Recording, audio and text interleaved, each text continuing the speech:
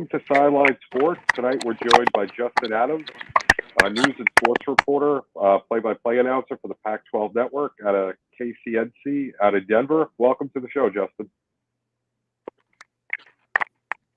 Hey, what's going on, fellas? How you doing?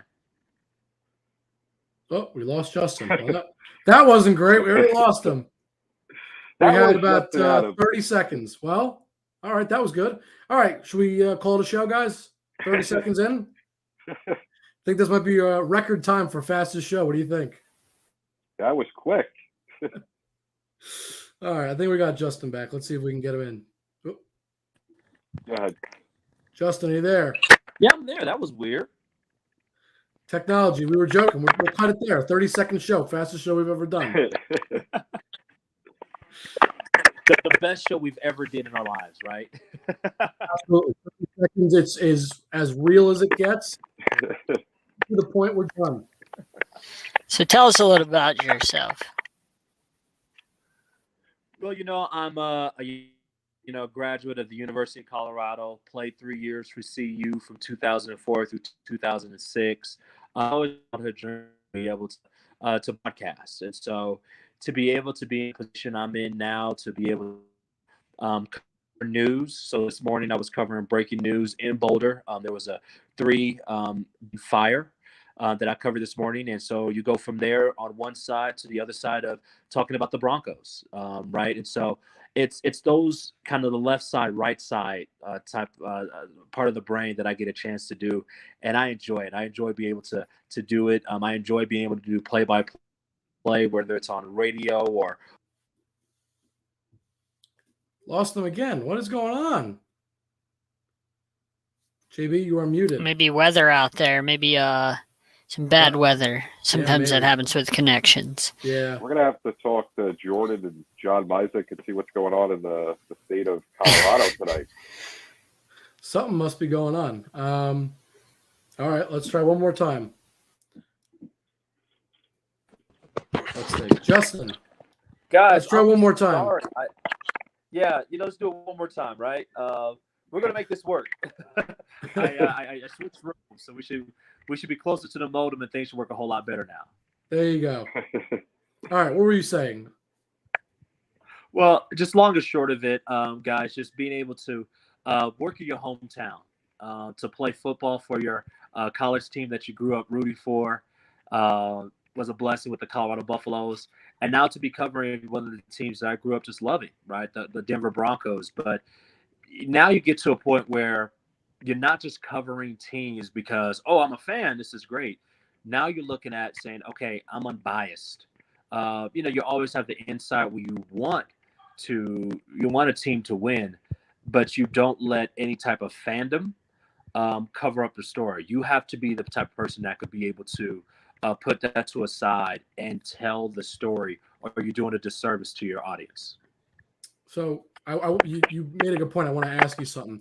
So you grew up in Colorado. You were talking before the show. You rooted for all the Colorado teams. That was your thing. Now that you're a journalist, it's your job to be completely, just unbiased. Just here are the facts. Here's what I'm thinking about. All right, you know what? We'll get to that later. Whichever one of the two of you just put that up, we will talk about that later. All right, you two, we're going to have a conversation about this later. Are there ever times that you see yourself rooting against your team, not because you want them to lose, but because you think there would be a better story there? Like, perfect example, Avalanche in the playoffs, right? The better story might be, the more exhilarating, exciting story might be, Game 7, they lose in a heartbreaker as opposed to winning. Sometimes that's a more appealing story to some people. Do you ever find yourself doing that? I mean, I know you try to be, as unbiased as possible, but I mean, are there times where you're thinking, man, this might be the better story if this happens? Wow. My question was so good, I left him speechless. No, I always say, professionalism before fandom. Oh, absolutely. My teams, the Dolphins and the Orioles and all that, but the professionalism comes first. And nice jersey, by the way, JB. I love it, by the way.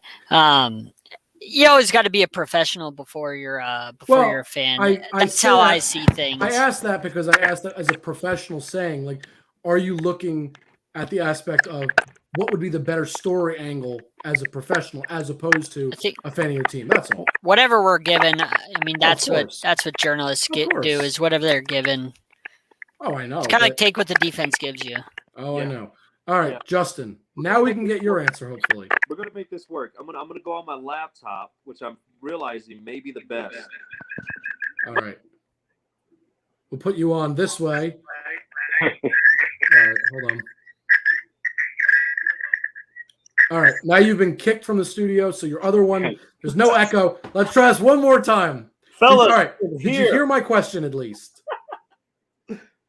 Please tell me you heard it at least. I don't want to repeat that. No, you know what? I love the question, Jake. Okay. And it's hilarious because, you get to a point where you think, oh, this would be, it's one of those temptations that people could have to say, oh, this will be such a great story if it happens this way. As a journalist, your job is to tell what's going on. Of course. You have no say in that. You know what? I gave up my right to go and have a hand in a game once I stopped playing football for CU, and so your job is to tell a story. But you know what? There's so much to tell that you could do it in such an amazing way. So, like, for example, the Broncos are currently on a 3-game losing streak. And they were blown out by the Las Vegas Raiders, who literally don't have a coach. Like, they don't have their head coach got fired on an off day. And you lost to a team that had their head coach fired on an off day. A little bit of a Friday reference there, but How you get fired for stealing boxes on your day off? exactly, and so it's just it's interesting to see how that happens, but it's just a blessing to be able to tell the story, and at the end of the day, that's what it's all about. I agree. Hey, you know what? Sometimes I even admit I look at something and go, man, I know it doesn't matter professionally what happens, but this would be a pretty cool story if it goes one way versus the other. I'm not going to sit here and lie and say that I never think, well, this story would be better than the other one. I mean, of course, you're going to tell it how it happens. You're right. But sometimes you're like, well, maybe I prefer this story because sometimes one way or the other is better. That's all. Yeah, 100%. That's one of those things. That's all. Yeah. But I agree. I mean, obviously, the story is what the story is. But I'm sure you have those moments where you think, man, I go back to the Avs because they're your best team in Colorado right now. Right? You say, man, wouldn't it be awesome if the Avs win the Stanley Cup or they win in Game 7 in this thriller and then they lose? It's like, well, I would have liked one way versus the other, but nothing you can do, obviously. Yeah, 100%. Speaking of the Avs, man, the question is with the Avs is this. There are going to be one or two teams because they have way too much talent not to win the cup. And we know throughout history that the cup, out of all the sports, probably the Stanley Cup is the hardest to win. Oh, I would debate anybody on that. Right? I mean, yes. It's absolutely. the most grueling. Yep. There's a reason they put all their names on the trophy. Yeah. There's a reason for that. And it's not to take anything away from anybody else. I agree. It's just that hard. Right. I mean, you have to have a goalie who plays well. You have to avoid a goalie who plays better than your guy for 4 out of 7 games, right? Yeah. And so injuries come into play. Physicality, how the referees call in the games, absolutely. Right? But the question that I have about the Avs, are they the Tampa Bay Lightning or are they the Washington Capitals? And and this is the way I put it. The Washington Capitals, all this talent. Took them years for Alex Ovechkin and the rest of the team to be able to win one. Tampa Bay Lightning, they had to bump their head. Actually, they had the best record. They was knocked out in the first round. I think first round, if I remember. Columbus. It was Columbus. They just kept destroying people, right? They just destroyed everybody. So that's kind of what I'm wondering what this team is going to be. Will they be the Capitals with, Nathan McKinnon? Obviously, they have the rest of the, Gabriel Landeskog, Mikko Rantanen, right? I mean, you just have the name great team. On and on and on. What type of team will they be? But they should win a cup. I mean, I've watched them enough, and I don't know. I don't think the Lightning faced an adversity losing in the first round like that. And I think that's something that really pushed them. I don't know that the Avs have gotten that yet. And I mean, you don't think they got that after stomping the Golden Knights to start, and then the Golden Knights come back and shock them? I mean, they beat them by 7 in the first game? I say that because the Golden Knights were a team that was at least projected to have a chance to win the cup. When you looked at Tampa versus Columbus, I don't know that there were many people. I would say 90% of people probably, if not more, had all their money, at least in that series, on Tampa to absolutely annihilate them. And then it went the exact opposite. So I feel like that was something for Tampa that really pushed them to, to say, look, we lost in the worst possible way. We got to bounce back. And it was a motivating factor. And they've publicly said that. I mean, the Avs had the second best record in the league last year. So if that's not adversity blowing it after being up, I don't know what adversity is. It's not but you have to be contenders if you have the second best record in the league. Right, but that's what I'm saying. I'm comparing them to the Caps, where they've done the exact same thing. The Caps had plenty of seasons where they were really great. They got past the first round. They were, looking like they were going to meet expectations in the playoffs, and then things went awry in the next round. But Justin knows this isn't a couple year in a row thing for the Avalanche. They did this in the early 2000s as well when they always would go up against Detroit, and they just couldn't get past Detroit year after year. This has been going on for a long time with the Avalanche. Detroit, and you know what, guys? The team that everyone forgets is Dallas. Mike Modano, I believe Brett Hull. Yep. As well. Like, you forget about the gauntlet that you had to go through in order to win the West back in the day. Like, that was ridiculous. And so you look at how great the teams were that the Avs had, and to walk away with only 2 Stanley Cups, again, only 2 Stanley Cups, just tells you how difficult it is. But I will say this, Jake, I think they did hit that moment last year. They were up on the Golden Knights in Game 5, up 2-0, and had everything rolling for them. In a span of 3 minutes, it was 2-2, lost that game in overtime at home at Ball. I remember it. And then turned around and lost Game 6. And so here's the reality of the Avs. They're going to beat teams in a regular season. They're going to have a top 2 or 3 record in the NHL. That's not the issue. It's when they get to a series where somebody wants to get dirty and muddle things up. Do they have the guys who are able to stand back and be physical as well and to fight back and to be able to win those games? That's really what it comes down to. We'll see. They're a pretty team. They're very, very nice. Speed, fast, skill all over the place. They're going to take on some teams that also have skill, like the Golden Knights last year. Oh, absolutely. But are able to bring that physicality. I mean, when you say that, all I think of is, I think it was 2014. Rangers make the Stanley Cup final. They look like, they're crushing everybody. They're playing fantastic. They run into a brick wall in L.A. Why did LA beat them? Because they just outplayed them physically. Jonathan Quick was really good. But no, that's not even. Yes, absolutely. No. But if you rewatch that series, and I've rewatched it a couple of times as I've gotten older and understood. He stood on his head in that series. Oh, absolutely.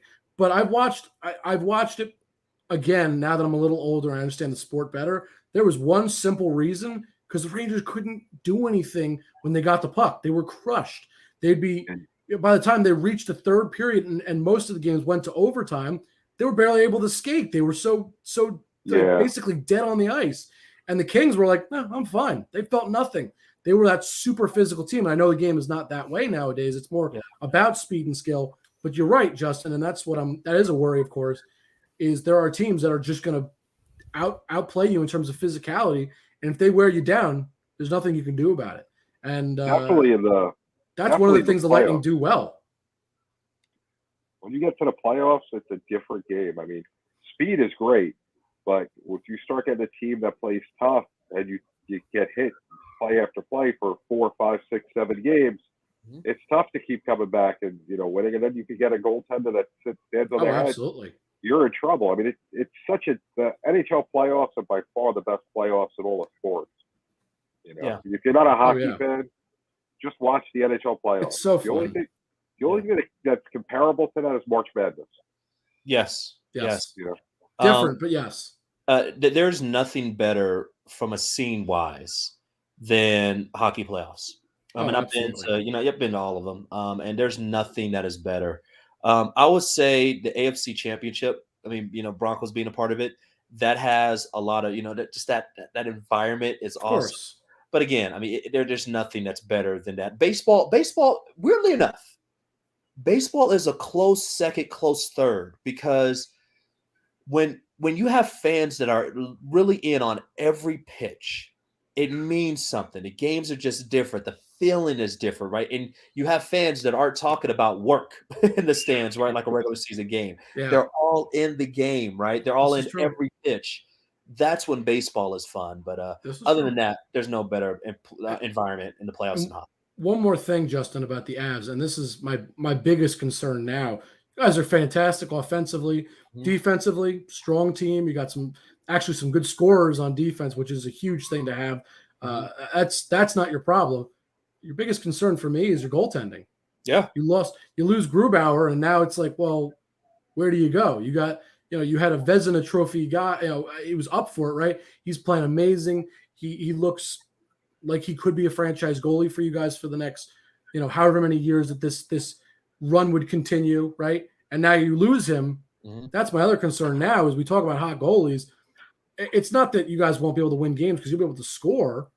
I'm worried about you going to be able to stop pucks, and I don't mean it like, oh, they're going to lose. They're not going to be good. But when it comes to the playoffs, are you guys going to be able to sustain the winning with a goaltender that I look at your roster and I don't say, oh man, here's a goalie that I'm like, yes, he's got it. He'll do it.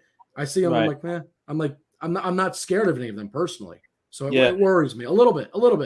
And Darcy Kemper. Yeah. I could be proven wrong during the season. I mean, Philip Grubauer proved me wrong last season, and I admit it. I thought he was a decent goalie, but I didn't think he'd be what he was. And you look what he was. He was amazing.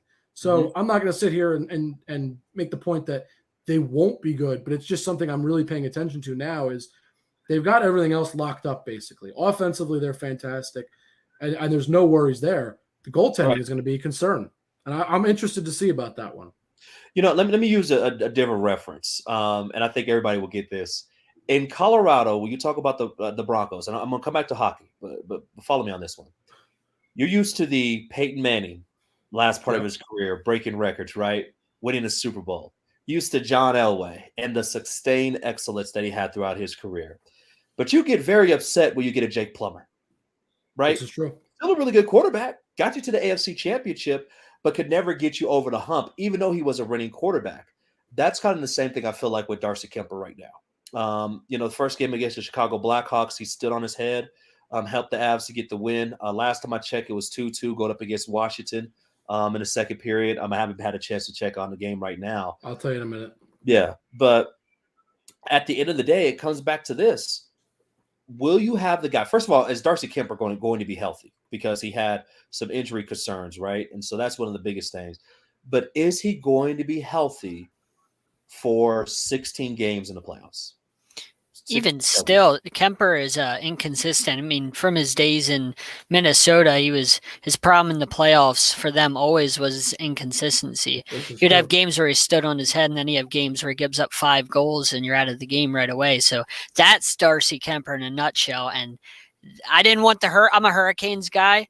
I cover the Hurricanes for Fansided. I didn't want the Hurricanes to go after him. I was critical of him. I wasn't happy with the Freddie Anderson signing, but Kemper, I was a little bit skeptical on whenever I looked up his stats and just kind of wrote about him. I was skeptical of him because of his inconsistency. Just real quick, the score is 4-2 at the end of the second in favor of the Caps. So sadly, trying to prove he's kind of proving my point that I'm not so confident in him, and it's ironic that I said that, but I mean, he gave up 4 goals the other night against the Blues, and 4 more tonight. I mean, it's not a great start. I mean, and it's very early, so it's too early to judge.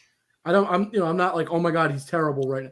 I'm not going there yet. It's only the 3rd game. Right. It's way too early to really judge like that.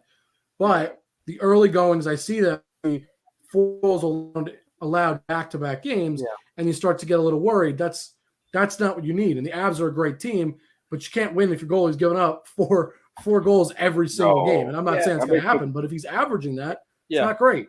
It's not. And I know we're going to move on. This is the one last thing, just on this game in particular, just looking at the stats. Darcy Kemper giving up 4 goals is one thing, but it's not the biggest thing that concerns me. What concerns me is that the firepower we just talked about with the Avs, that they only have 13 shots on net in 2 periods. That's a concern. That's a huge, huge concern. And I know Nathan McKinnon, he's coming back for the first time, was in COVID protocol. But if this team cannot consistently get shots on nets, and there was times last year, guys, honestly, the Avs were playing like they were varsity and they were playing freshman teams. That's just the way that it felt, right? But now you take it on every team in the league. You don't get to play Anaheim. You don't get to feast on the Kings. You're gonna have to play real teams. You have to go play everybody, and everyone knows that you're that team. They scout you out. They know that you're the team that everyone's predicting to win it. So that's one of the biggest things is that they have to get that together. And it's still very early in the season. We know it's a long, long year. Oh, There's absolutely. ups and downs and everything. But that's one of the things that the Avs can't do is get off to a slow start. It's not like the NFL where 3 games in and you're hitting the panic button for real. Yeah. It's the NHL. You got 3 games out of 82. I mean, you take a deep breath and say, all right, there's 79 games to go. Plenty of time to figure things out. You're right. That's what I love about hockey. So from one long season, let's go to another season that's just about to start off. The NBA starting off this week. The Nuggets have a solid team. What's your outlook for them this year? Top four in the West, and pray that Jamal Murray comes back with at least a month before the end of the regular season, and that he gets to knock off all the rust, and then go from there. And hopefully, I don't think you're going to see the same bubble Murray, just because it takes time to get back in action. But if he's good enough, and Michael Porter Jr. steps up his game, it would allow the Nuggets to be able to win a series or two in hopes that you get Jamal Murray back. I think the Nuggets actually next year, if everyone could stay healthy for the most part, I think next year is their year because they signed everybody long term. And they have a very dangerous roster. We saw what happened once they made the trade for Aaron Gordon. They were just rock stars. They were killing, like literally killing teams. But once Jamal Murray tore his ACL against Golden State, then they come back again against Golden State, and Will Barton gets hurt. And then later on, PJ Dozier gets hurt. And then now your starting backcourt is Austin Rivers and Facundo Campazzo. And I love Facundo Campazzo, but if he's part of your starting backcourt and you have to go up against Chris Paul, well, guess who's going to win that series? It depends on what series it is. Suns in 4, So if it's a conference finals, then maybe Paul chokes like always. Right. Wow. No respect for the old man. Up 2-0 in the finals. Oh, and couldn't get it done. Look, Giannis took it. Well, that's typical Chris Paul. He'll always let you down, like James Harden. You don't like him, man. I get it. He does not. Look, man, I know that Chris Paul always has that moment in the playoffs where he is going to let you down. It always happens. It's like James Harden. He's going to find that time in the playoffs where he's hurt or he lets you down. I know it's coming. It's like death taxes and Chris Paul letting you down in the playoffs. It's coming. I just don't know when. You don't know when that's coming either. But it happens eventually. But that's why you have like a big 3. That's why Devin Booker. That's why you have DeAndre Ayton, which you should have paid, by the way. Who is unhappy. Well, it's business. It is what it is. But it's going to be the Mikal Bridges for Phoenix, right? You have to have that secondary score to get it back. But stick it on the Nuggets. They have to find that secondary score. They have to. I mean, you could put all you want on Jokic. You could put all you want on Michael Porter Jr. Your 2 scores from there. If Aaron Gordon is truly your 3rd scorer at any part of the season, you're going to be in trouble. And it's not because he's not good. It's just because that's not how this team is going to be the best. This team will be the best when you don't have to run plays for Aaron Gordon, and he's getting those dunks. He's getting those tip-ins. He's getting those mid-range shots. He's getting those corner threes. That's when this team is going to be the best, where Aaron Gordon is defending the LeBrons, Luka Doncic, different guys like that. And so that's why, again, it's important for the Nuggets to be able to stay close to the top 4. Hopefully Jamal Murray comes back in March, and then you're able to go into the playoffs with a lot of confidence and continuity, and then you see what happens from there. But I'll say this, guys, in passing, and I could talk a lot, as you see. That's why I'm on radio. The most important player on this team will be PJ Dozier to me. Because it's easy to look at MPJ, easy to look at Jokic, easy to look at Will Barton.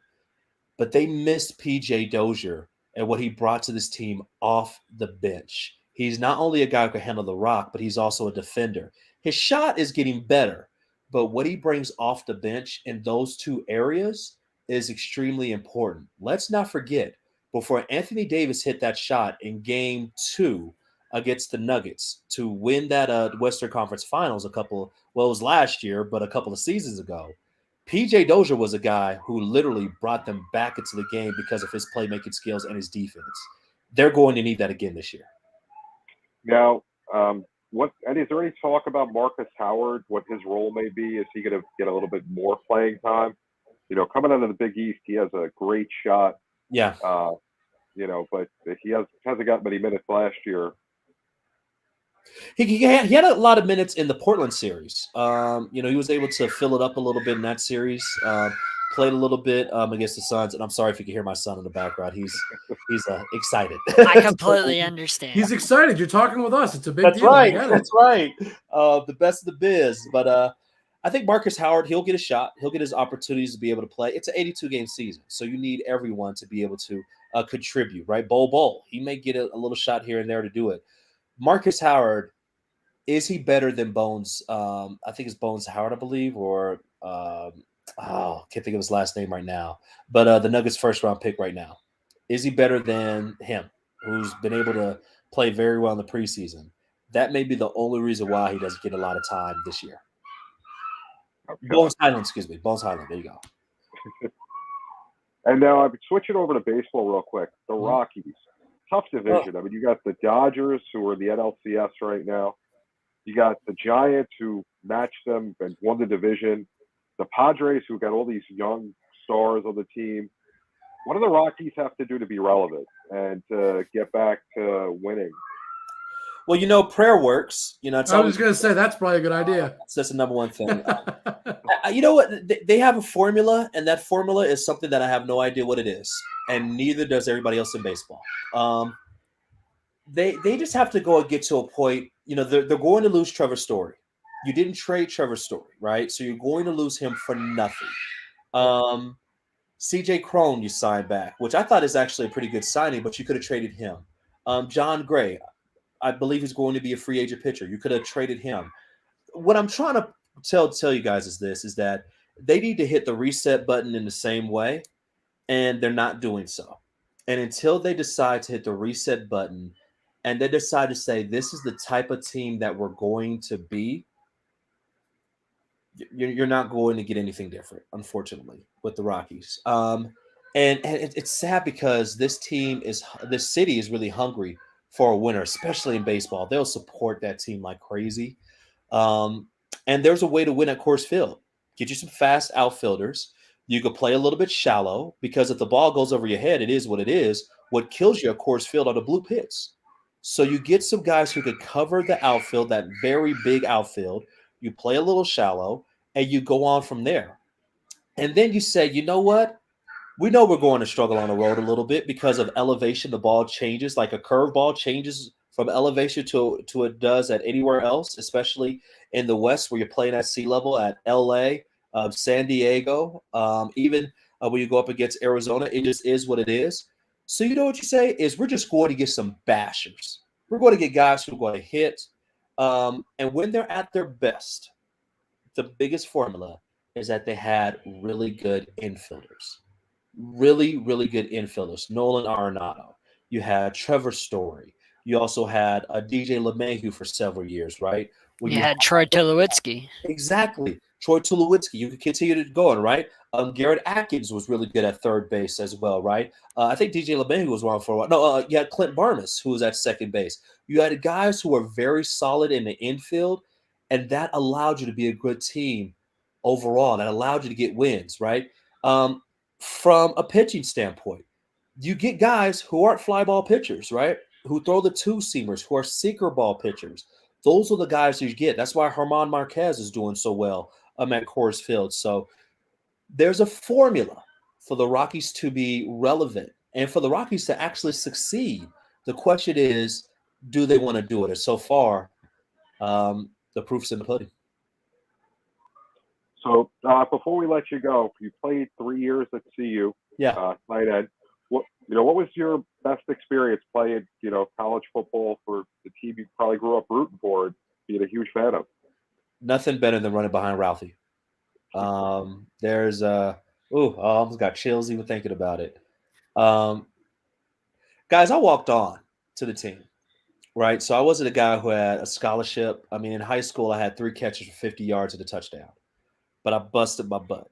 And I was the guy who said, I'm going to go on block and do all the dirty work. And it took me several years just to be able to get on the field. I played 1 game in college. But at the end of the day, that's one game more than the majority of people in America has ever played. And so when I look back at my career, I smile because I did it. I was a kid who wanted to play for a D1 team, wanted to play for a team I grew up rooting, grew up cheering, and I was able to put on the black and gold, and that meant everything to me. But when you run behind Ralphie and you look in the stands and you see 50,000 people cheering your name or just cheering you as a team, guys, there's nothing. I mean, other than getting saved, getting married, and having a baby, there's nothing better than that, fellas. There's nothing better than that. That's awesome. Yeah. That is really cool. So how can people follow you, Justin? Yeah, follow me online on Twitter, Justin Adams TV. Again, Justin Adams TV. Also, same thing on Instagram, Justin Adams TV. And yeah, just follow me. I'll follow you back. JB, you linked up with me on Facebook. It was great to be able to get together with you from there. And so send me a DM, send me anything, man. I will always hit you back. And you can look at my Twitter page and you say, is this guy confused? He's doing news and sports. It feels like that at certain times, but I tell you this, fellas, I just want to be an individual who you could go and say, breaking news, Justin, go out there. And I'm like, I'm there. You could go out and say, hey, there's a women's soccer game that I'll be doing on Sunday. Play by play, go do it. And I'm there. I want to be proficient in several different areas. And that's always been a heart of mine, especially with the pandemic. It shows that if you're going to survive in this business, you better be able to do different things. And that's the goal, and that's the legacy of Justin Adams. And like I said, all I want to do before we got cut off at the beginning of this conversation, one of my biggest goals is to make 6-year-old Justin Adams happy, to make him proud. He grew up wanting to be a sports broadcaster.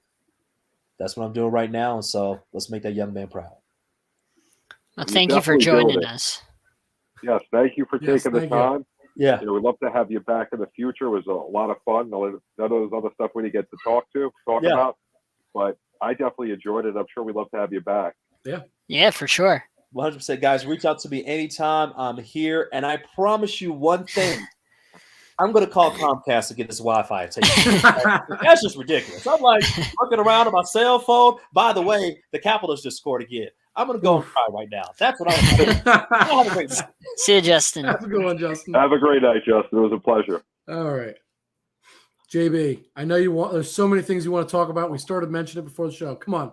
Give me something. What do you got? I know you got like 100 things running through your head. We got to start Ben Simmons.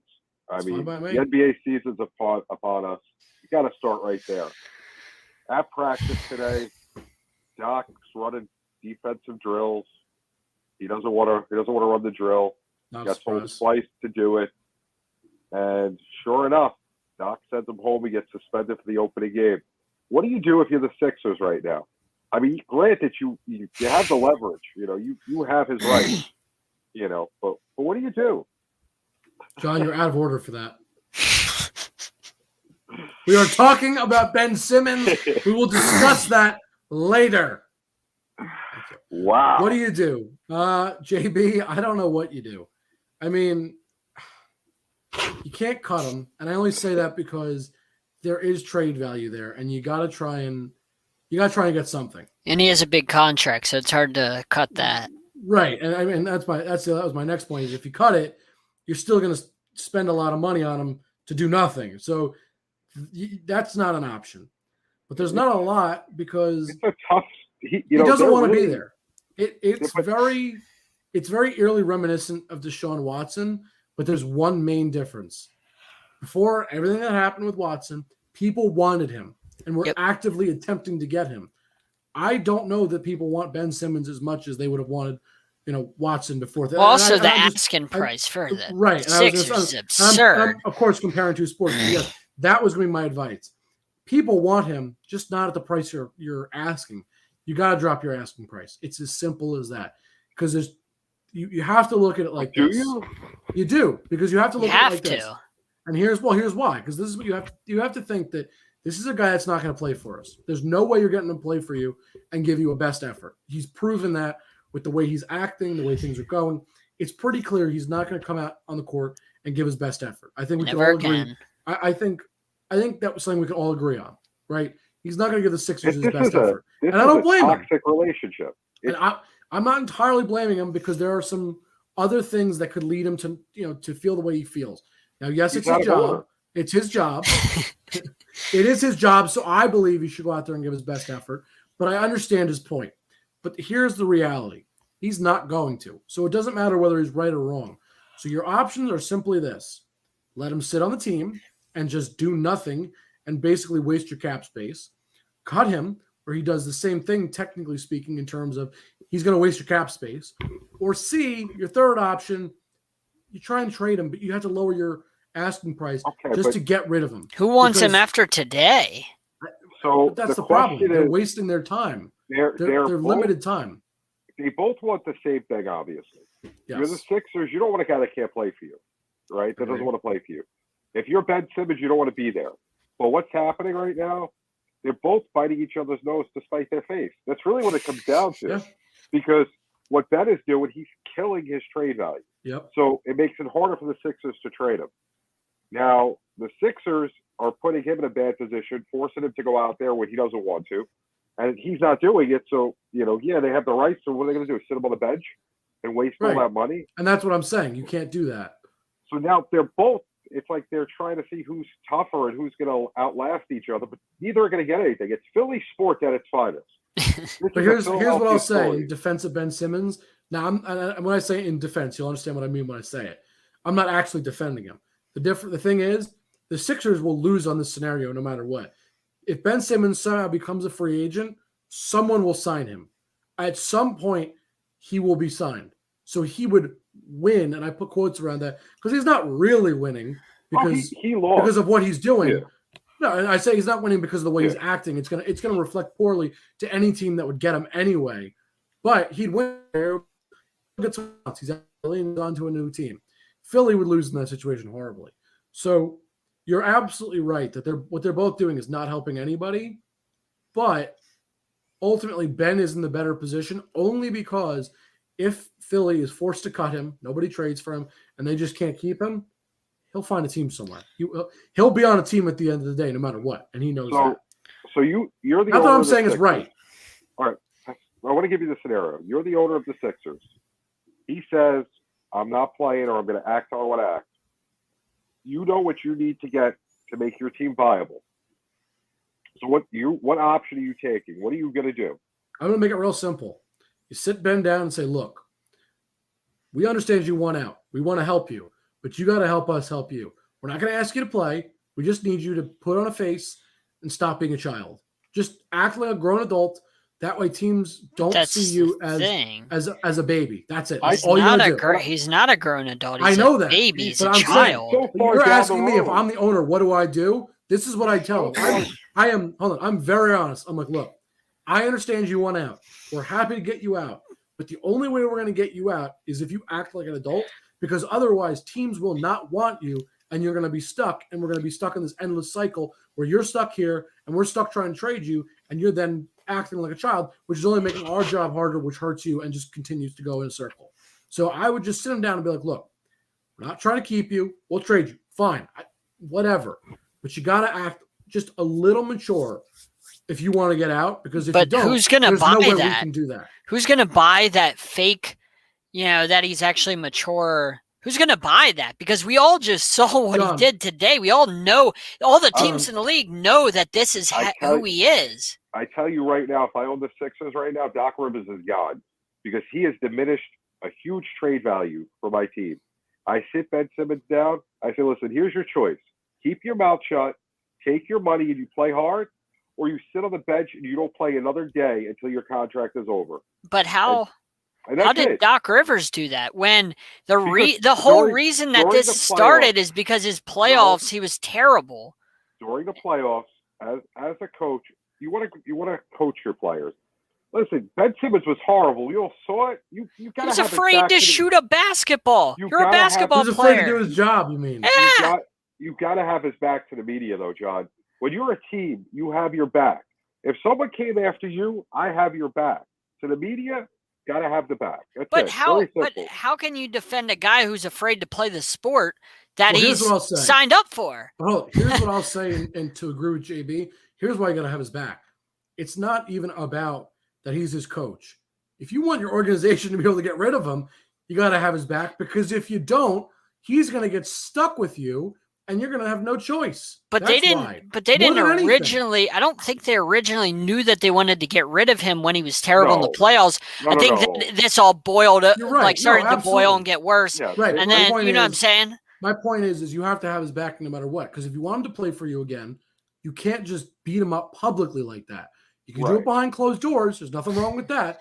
It's the way that, and that's a coach's job. Do it behind closed Right. doors, And whatever, not in Doc- front of the public. So that's where you got to have Doc- his back. A and B. Doc's a good coach. No, Sorry, absolutely. guys. But B, if Overrated if coach. there's a chance that you think he may not play again for this team, help your organization and still don't bash him in front of the public, because if you do that, his perception goes down and so does your own. Exactly. It makes you look Yeah, You bad. lose Is trade Doc- value. Is Doc really a good coach? I mean, the only success he's ever had was because he had okay. 3 Hall of Oh, Famers. He's okay. He's That a was the good only coach. success he's ever had. Not a great coach, a good coach. He's failed everywhere else he's But went. getting back to this, Doc would be fired immediately, especially after today, because you can't do that. Then I would take Ben in the room. Listen, you're going to come out. You're going to play. If you don't play, you're going to sit on the bench in a suit. That's it. You don't The want to play. Deshaun Watson treatment. That's And it. that's fine. Listen, I Because have hold your on. contract. You Here's what I'll signed say a about the contract. Deshaun Watson scenario. There's a lot of things going on, but if you ignore all of that, have you heard a peep out of his mouth? I haven't No. heard. And I'm not talking about the off-field stuff. I'm talking about anything relating to the Texans or any of the. I haven't heard a word. And you know Well, why? I mean, if I'm Deshaun Watson and somebody says, "Hey, go sit on a couch for $10 million No, a year," that's exactly I mean, that's exactly my that's not point. a bad gig. And that's exactly the point I was going to make. You're being paid to just sit down and say nothing.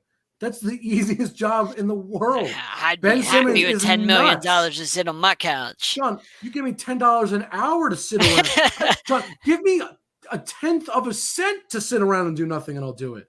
You know why? Because I'm being paid to do literally nothing. That's To the best job in exist. the world. Exactly. Just to exist. That's exactly what it is. To do whatever it is that I enjoy and just hang out and be paid for it. How could you not? And that's why I find fault with Ben Simmons. How do you go out there and be so stupid? I mean, I hate to say it like that, but how do you do that? Just sit down and say nothing. Listen, it's simple. You want to be traded. You have every right to say that. I have no issue with that. Absolutely. I agree with that. You go to the GM, you keep it as quiet as possible. And listen, I'm not happy with the way that Doc treated me. I'm not happy with the way the media treated me after the playoffs. I've gone on the offseason. I worked on what I had to do. I'm going to come out and play hard, but you got to trade me. I'm going to keep it quiet because it hurts my value if people know I want out. It hurts everybody. Exactly. So if my value's hurt, you're less likely to trade me. But I'm going to go out. I'm going to play hard for you, but get me out of here. You know what? Is he mature enough to go and say that? I don't believe it. Does he have an agent? Does he have an agent? I'm sure he does. I don't give Ben Simmons any benefit of the doubt at this point because I don't think he does anything. Sit him down and tell him, young man, you need to grow up.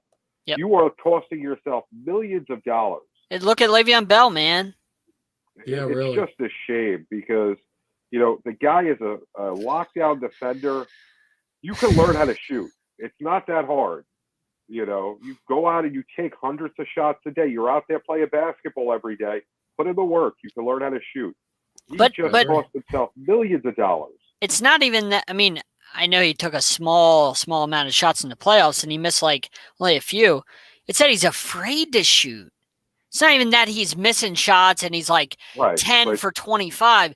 He's afraid to shoot the basketball. You're a shooter that's afraid to shoot. That's like Stoop Kid's afraid to leave his stoop in Hey Arnold.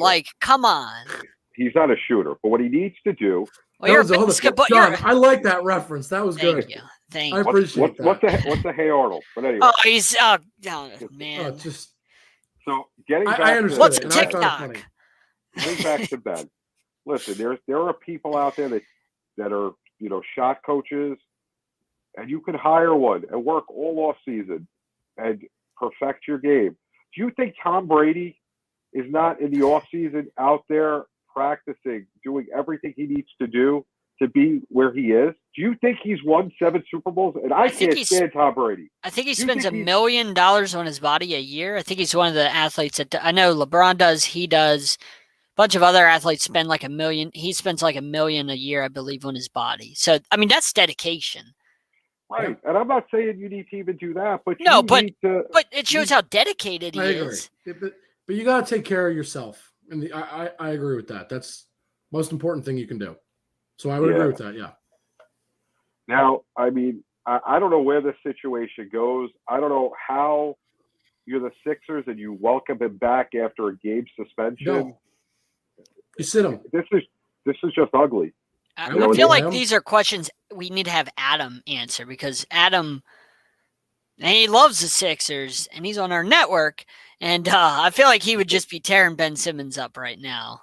I'm sure he would. I mean, we've spoken about it in the past, and it's just not a good situation.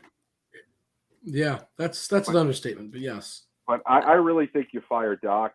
I mean, and I don't like the idea of just firing coaches, but I think he's got to go after this, because I thought after the playoffs they should have got rid of him too. Yeah, I mean, after those comments, I was surprised he was still there. After what he did, the way he handled things, that said a lot to me as, who he was as a person, not just a coach, as a person, that he would out somebody like that the way he did. That says a lot to me. I mean, you got a problem with somebody, it's fine. We all got problems with each other. Don't out it.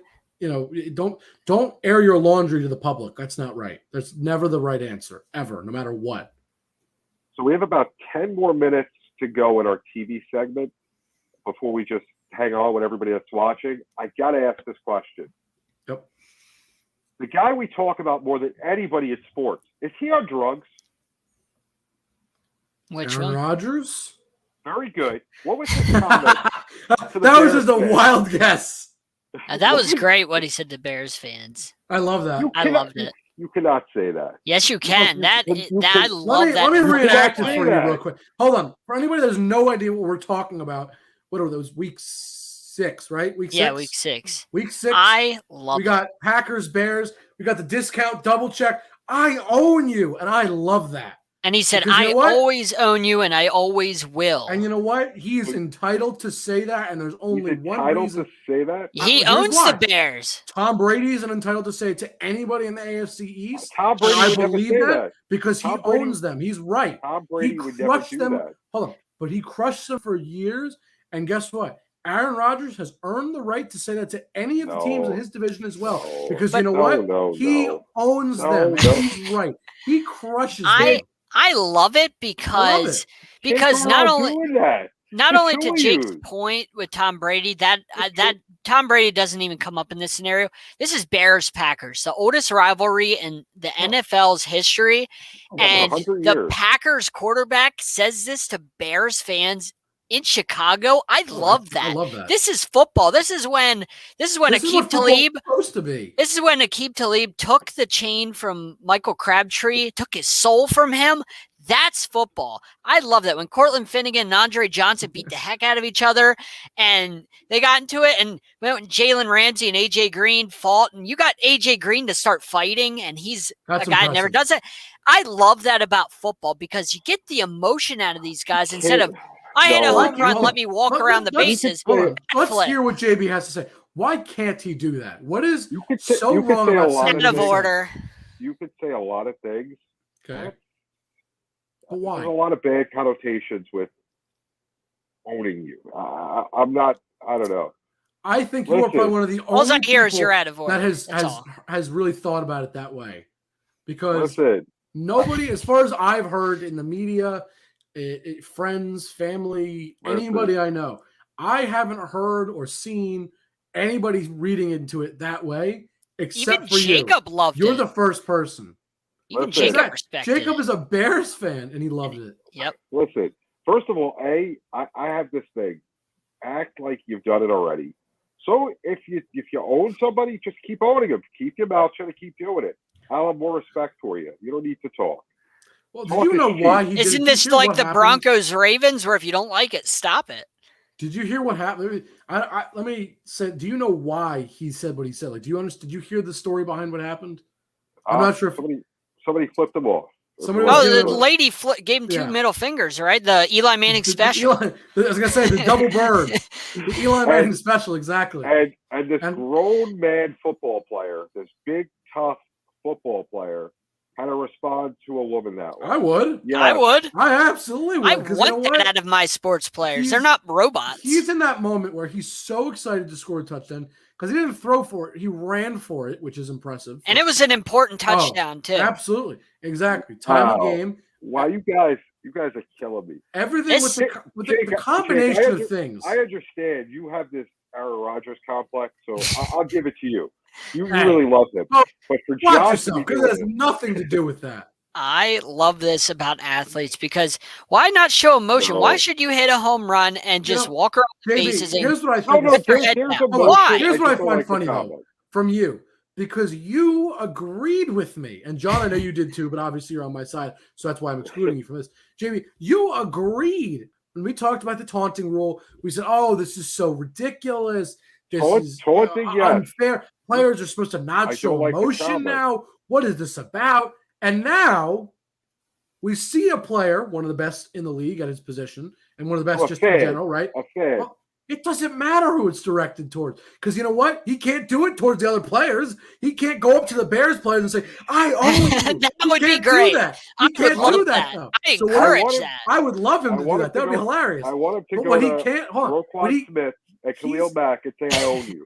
I want him to do He that. does it with his play. But he can't do that. So the next, why can't he? He can. JB, he'll get penalized. That's why. It's taunting. You got to follow the rules. It's against the rule. Doing it to the fans is there's nothing in the rules that I've ever read or heard or seen, as far as I know, that states you can't yell at the fans. I don't see what's wrong with it. It's right there. It's not like he. You can't tell. Listen. All right. If someone came into Yankee Stadium, right? The Red Sox, they were 9-0 against us to start the season, I believe, correct? Okay. If Rafael Devers hit a home run, right? Yep. And as he's rounded third, you know, the fan behind the Red Sox dugout flips him the double bird. And he said, "I own you to them." I'd hate it as a Yankees fan. I'd respect it. You think that's okay? Yeah. Well, did you see what happened with the Red Sox and Astros the other night? Hold on. Also, to be fair, baseball is not nearly as emotional of a sport as football is. Just keep that in mind. I mean, you they're know what more I mean. petty You know what I mean with their you know, emotions. But you know what I mean, John. They you hold exactly grudges I mean. in baseball. Right. You know what I mean. They're not outwardly emotional like they are in football. There's not that level of aggression we see in football that there is. You know that. You know. I didn't say it, but I mean, did you see what happened with the Red Sox and Astros the other day? I mean, Carlos Correa, when he hit the home run, he does his little glove strap thing. Well, Eduardo Rodriguez for the Red Sox copied him and kind of mocked him. And he said after the game, he said, they asked Correa, and he said, "I love it." He said, "This is part of the game. I love that he mocked me." He said, "It's all part of the game. I encourage it." He wasn't upset. He didn't throw a tantrum and say, "Yeah, I want their players thrown at or something dumb." He's like, "I love it." So, no, but you see that's fine. That's not why. I didn't like the comment. I don't like "I own you." I just don't like that comment. What would you like him to have said? Come beat me. Anything. Why would hold on? What? Time out. He's Aaron Rodgers. What rational person says in the middle of a game, "Come beat me"? Like that's JB's. So that's JB's trash talk. That doesn't sound. That's not intimidating. Because I'm not trash talking fans. They don't impact the game. It's not about just. When he did it, I don't think it was about the fans. It was the emotion of he's beating up on the Bears again, and it was at a fan. Wow. You're right. It was at a fan, but it was the combination of things, the things going on. I don't think it was just this fan. It was if he just thrown a pick. This isn't like if he just thrown a pick, right? And this fan is slipping him off. Do you think he's going to scream, "I own you"? No. It's because he not ran in for a touchdown. He just, helped his team win this game. You know what? I'd essentially. respect him It's more. all if it these happened things after a with pick. the combination. It's of not like he has a bear rug. He had a bear rug hiding on the sideline, pulls it out, scores a touchdown, starts rubbing his feet on the bear, that. just to mock the Bears. No, he did that. Although I think he should do that. I'm not a fan of the comment. I think he could have handled it better. That's all I'm going to say. You are one of the only people that seems to really care, which is what I think is so funny. Listen, and I like trash talk. I just don't like that particular comment. I'm not a fan of it. Whatever. Personally, I loved it. I love the emotion. It is everything you want as a fan and more. Because you know what? He's earned the right, having crushed the Bears for so many years consecutively. He doesn't want to play for his own team. He clearly does. He's out there having fun telling the Bears, "I own you." He's not. He came back. He's not Ben Simmons. He said, "Okay," for 8 but months. he made up. He did what Jake recommended by putting on a facade, so that way he could come back, so he could play one season, and then he's done. And that's put on the facade, he put on his big boy pants. Yep. He said, "Look, I'm going to be professional," which is what we talked about, and it's exactly what I want. Just be professional. That's it. That's all I ask. And he did. And as being a professional, he has every single right to tell the Bears, "I own you." He's earned that right. It's not like he's some rookie quarterback. He just won MVP last year. He's a Super Bowl champion. He's actually a multiple-time MVP award-winning quarterback. He's a loser. He's got all the. He's a loser. He's like Dak in the NFC East. He's a loser. What is that supposed to mean? I mean, I'm not upset. I'm just. Oh, he owns your division now. So Brady. No, you can't say that only because Dak hasn't played long enough to own the division yet. Plus, they didn't even win last year. Now, I admit he wasn't playing. I understand that. I'm not just saying. But to own a division like that, you got to, I would say, at least 7 or 8 years consistently, like Aaron Rodgers. And I admit Dak will own the division probably, but he doesn't yet. Not yet. So, all right. All right. Thanks. Appreciate that. Appreciate that one. That's about all I have for tonight's show on DBNA Television, which is the most important network you're going to find on television. All right, JB, what do you got? Because now we can just keep going. DBNA Television, any viewers there won't see anything of this, so we can just continue. We are good, gentlemen. What else do we got? So, Kyrie Irving. Let's get back to that. Because now we can talk whatever we want. We're done with DBNA Television. If you're not watching us, 4 a.m. at the moment. Watch us every day. At the moment, we're 4 a.m. every morning. It's 4 a.m. Eastern, so that's 1 a.m. Pacific time, I believe. Correct. If you just turn on DBNA Television at 1 a.m., no matter where you are, and watch it until you see us. But if you're on the East Coast, we're not on at 1 a.m. We're on at 4 a.m. Yeah. So I know that because I woke up the other day and watched it at 4 a.m. because I remember looking at the clock and go, "Oh, it's 4 a.m, but I have to watch." So two questions. First of all, when you have your cup of coffee at 4 a.m. or 1 a.m. if you're on the West, what type of coffee is your go-to coffee? Do you have a preference? Nothing. I'm not having coffee. What? I don't do coffee. No what? coffee. I don't need it. I just honestly, for me, my coffee is a hot shower. That does it for me. Talk about the emotionless. Wow, you're the JB of coffee.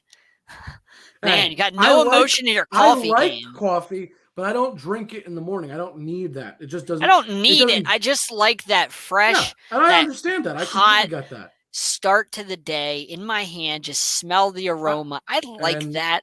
There's nothing wrong with that. There's nothing wrong with that. It's just not for me. You drove JB away. He's probably going to get a cup of coffee. He's upset. No, look, I have friends here that drink coffee, and nothing. Okay, what is your start to the day then? This is like LeBron and his start to the day. Well, food wise, what's your go-to? You're gonna laugh. You're gonna kill me here. I don't eat oatmeal. Breakfast. What? I don't. Okay, I have the most important meal of the day. I have a legitimate reason for it, though. Hear me out. No, hear me out. So when I eat breakfast, I'm never hungry for lunch because I'm usually full from breakfast still. What? Yes. What is this logic? Well, if you let me finish, you'll understand. I'm- So if I'm not hungry for lunch, then I find myself snacking during the day and eating a late dinner, which is not very healthy. Oh, So so you skip breakfast, Yeah, 'cause go I to don't eat lunch, it. then you eat a late dinner, or you eat breakfast, skip lunch, and eat a late dinner. I don't eat a late dinner. I eat a normal time dinner around 6 or 7 o'clock if I'm not having breakfast. This is So rough. wait, I got to ask this. This is What time He's is back. dinner time?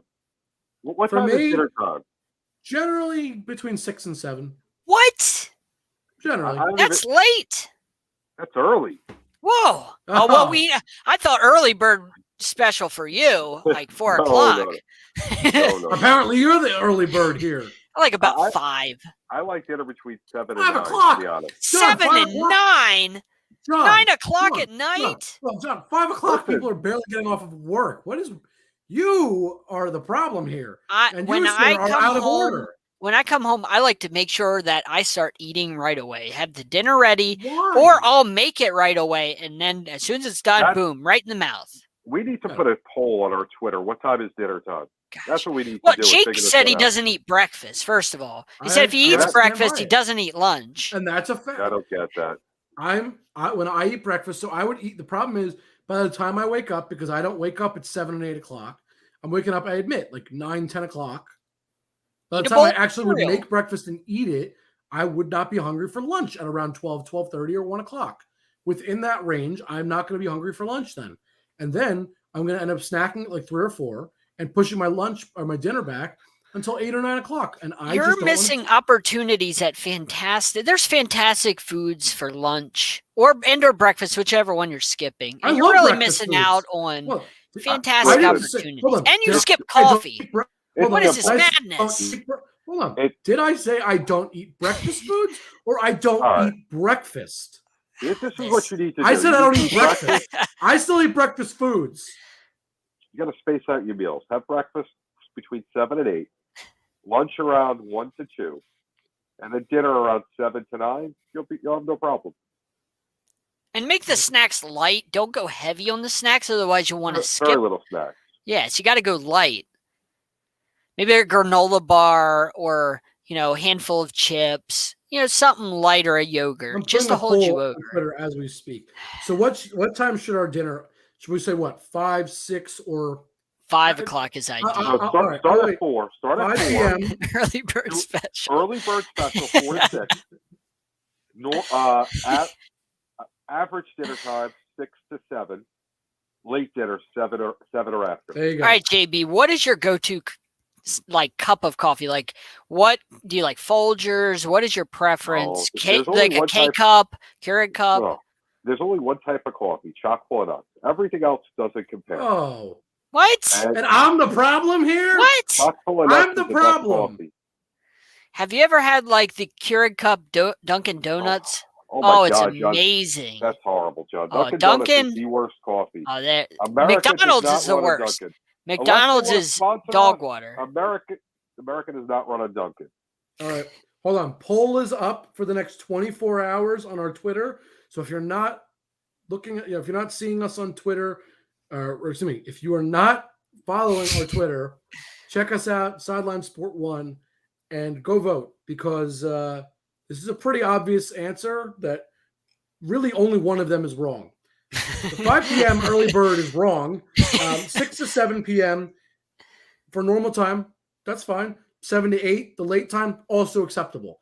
If you choose 5 p.m., I'm going to seriously question your life decisions because you are like John, who likes his steaks well done, among many other things, which just, you don't want to be like John. I mean, no offense. John's a great guy. John, you're a great dude. You know that. But you don't want to be like John. I mean, it's pretty simple. Make sure everybody out there respond late dinner. That's where it's at. And And I'm okay with look. and if to circle people- back, JB, 4 a.m. Here's the you way I start your see day it. with a Hold cup of on. coffee JB, and silent here's how I sport. see it. If people choose either of our options, I'm cool with it. Because I admit I have my days where I don't eat until 7 or 8. I admit it. And so there's times I admit I have my late dinners like you, so that's normal to me. That's fine. I prefer late dinner. And that's but I don't see anything wrong with that. 5 p.m. is too early. That is old people What if you stuff. work all day, you work a 10-hour day, and you're hungry, you get off at 5 o'clock, and you want to make dinner right away and eat right away? Is that too much to ask? If you get off at 5 o'clock, realistically, you won't be home till 5:15, 5:30 probably. But as soon as you make it. Hold on. But then once you cook, let's say about a half hour to cook. But I'm ready for dinner as soon as I get off. Hold on. But you're cooking at about 5:30 approximately. Let's say it takes a half hour. And what time do you get, John? 6 o'clock. So even with your logic, my time works. JB's is just a personal preference, and there's nothing wrong with that. Again, I'm not opposed to his. It's not for me, but I can understand it. Yours, ridiculous. Ridiculous. Like, I like to get the dinner out of the way so then the rest of the night is free. So you don't got to sandwich that in between your most important activities that you got going on. In prime time. John, what is so important that you're doing between 6 and 7 p.m.? I always have plenty of things going on in my life. I'm a busy guy. And I don't like dinner to get in the way, so I like to get it out of the way, enjoy it, and move on. And right into prime time, which is about 6 to 7. That's when prime time starts for your evening, for the rest of your night. Yeah, your evening, there's a prime time. Once you get to 8, the night is starting to... What time do you fall asleep? Probably about 11:30, 12 o'clock. But the evening is starting... 7 o'clock is your prime time? That's when it starts. The prime time starts in your evening. Wow. Your activities, the good part of your evening, whatever you have planned. Whatever you have planned for that night, because everybody's different. And then once you get to about 8 or 9 o'clock. You take your wife out to dinner, you're going out at 5 o'clock? I don't mind. You beat the traffic. You beat all the other people that are trying to hit dinner. You don't beat the traffic. The traffic is at 5 o'clock. But think about it. Think about it. If you get to a restaurant at 7, everybody's there. If you get to it at 5, not as many people are there. John, you get your food fast. If you get to a restaurant at 7 o'clock on a Wednesday, it's going to be pretty empty. Restaurants are always packed, no matter which one you go to. Not true. Wow. Just saying, I have a method to my madness, just like fantasy football, where I'm 5-1. You got madness, all right. We're going to get to this fantasy football in a second, but anyway, let's get back. So bedtimes are around midnight. What about you, Jake? What's up? What time's bedtime? It depends, but realistically, 12:30, 1 o'clock. I mean, granted, I'm younger than you two, so. And this is not a dig. No, it's not a dig. No. I'm just, I have more energy to burn off, and listen, I'm just up. I mean, I find myself watching TV doing nothing. Yeah, I love being up in the middle of the night. I hate being up in the morning, so I could be up till 2, 3 in the morning like nothing. I'll be just laying there flipping through ESPN. If it's a late night game, it's the best time to be awake. Nobody's up to bother you. It's your time. Zach, CJP gets it. That is I didn't say time. Don't stay up late. I'm a night owl, but at the same John, time, you're not a night owl. The time you go to sleep, that's 12:30. It's fine. You're just changing your story already. I see. It started at 11:30, 12. Now it's 12, 12:30. Next thing you know, he's going to change it to 12:30, 1 o'clock. I fluctuate. I don't have a consistent time. I just kind of roam around a certain area. So now let's talk about things that people disagree about. Last night's game, the Bills, 3-yard line. I love a good Bills loss. I mean, I don't hate the idea of going for it. I do. Take the points. Agreed. I agree with you on that, but I don't hate the idea of going for it because you want to win, but you got to execute. If you're going to go for it, you can't fail. That's one of the few things that you can fail at many things in life. If you're going under 30 seconds to go in a game on a 4th down, you better execute because that cost them the number 1 seed of the playoffs. Yep. I will say that right now. Well, they're not even the number 2 seed right now. Tennessee has that. Because Tennessee has a tiebreaker. It's pretty simple. When I was watching that game, my immediate thought was kick the field goal, force overtime. You're the better team. And if you know you're the better team, you know you'll prevail at the end of overtime. Simple as that. You got to have faith in your team that they can perform and they can outperform.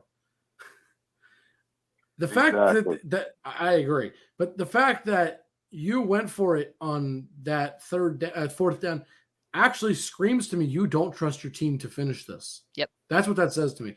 And that is not what you want. And I know that may No. not have been Sean McDermott's thinking. I understand he may have been thinking, let's just end this now. But, I mean, They're overconfident. here's the other thing. I was thinking about it earlier today. Let's say they get the first down, right? How many timeouts do they have? One. Do you recall? They had one. They had one timeout left, but there So- was plenty of time. They could've 22 thrown it. seconds, one time. That's not the point. Yeah. So they get the first down. They spike the ball. Let's say it's, I don't know, 16 seconds, 17 Yeah, seconds, 16 18 seconds, yeah. 16 to 18. Yeah. Right? You take a couple shots at the end zone. If you don't make it, you're still ending up going for a field goal most likely. So what's the point? I mean, you at that point, you have to pass the ball because you only have one timeout. So you can't risk the running the ball because if you can run it on third if you don't get on first and second because you have that time. But even then, can you? Because because you have the timeout. Yeah, but depending on the time of the because you're going to throw 2 incompletions, that doesn't take long. Yeah. All right, on fair. the 1 yard line. But you get the point I'm making. Yeah, I get you. With that time left, even if let's say you're taking 4 seconds of play, that sounds right. 4 seconds of play. Yeah, at that point, yeah. You're down to 8 seconds. So you're going to run the ball with 8 seconds left to potentially win the game. You wasted all your time. You got your defense, you got your offense a little more tired, basically, all to possibly just still kick the. Just take the points. I'm not saying that the Bills couldn't have scored a touchdown, but I'm saying that's a very likely scenario at that point. It was horrible. What did you really accomplish? What were you? What were you thinking was going to happen? I had no problem with going for it, but you got to execute. I had a problem with it. I think I have a problem. You take the points and you trust. You think you have a good defense. So what's one more stop? Or what if you get the ball first in overtime and you go down and score a touchdown and you win? Exactly. Like who's to say that? I know you didn't trust your defense in overtime against Derrick Henry. Who's to say the Titans would have ever gotten the ball? What if you got the flip and you went down and scored a touchdown and that was it? Like you don't know. How good is Derrick Henry? Hold on. By the way, I want to take 1 second to go back to this because so it's been not even 10 minutes with the poll out. We've gotten 12 votes so far, so that's good numbers. It's a decent enough sample size. 58% of the votes say 6 to 7 p.m. 42% of the votes says 7 to 8 p.m. And if you can't do math, that's 100% of the votes, meaning 0% so far have said the 5 p.m. early bird. So, John. That's 12 people that are out of order. John, you're getting outnumbered, buddy. I'm just saying. I mean, I'm just saying that's a lot of people that need to go and take a 2-minute penalty and sit in the penalty box. I don't know if the penalty box can hold 12 people at a time. Maybe just put them all in the locker room. John, that's what's got to happen. I think at this point it's reflecting on you. Just to. It's just like a cop arresting 12 people at once. If he's got to do it, he's got to do it. Or a principal putting 12 people in detention all at once. If he's got to do it, he's got to do it. They're all wrong, and I'm right. So 12 people are wrong, and I'm right. Listen, when it comes down to it, one of the silliest things I've ever heard. When it comes down to it, I don't know. I go for it there all day. I didn't mean to derail our conversation. I just felt the need to mention that because it was funny. I really had no problem going for it, but their offensive line is not a smash mouth offensive line. No. They don't have a run game. No. The Tennessee defense That's the issue they had last year, and they still didn't fix it.